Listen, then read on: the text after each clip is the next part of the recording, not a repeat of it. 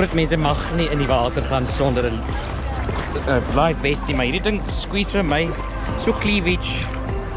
Ek weet nie, dalk lyk dit goed. Maar ons gaan nou swem hier met die kind. Oh, dis lekker. Kom ons kyk hier so waar die kinders is tussen die water. Can you help me? Can you watch me because I don't have to watch on the big one. I can watch you. What will happen if I don't watch you? Then I may fall, jump off that, and then I may go too deep that I can't breathe. So I die. You die? Oh dear. Well, I go to heaven. And then you go to heaven. Okay, I'll watch you.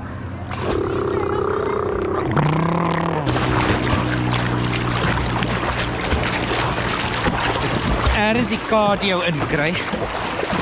So moes maar ek het 'n chipie gehad vir lunch. Maar nou is hy al klaar weg. Ek kan nou nie betaal om op hierdie obstacle course te gaan nie. Ek stip bloody ingat. So now I can just stay here on the side with my live vest and watch the kids.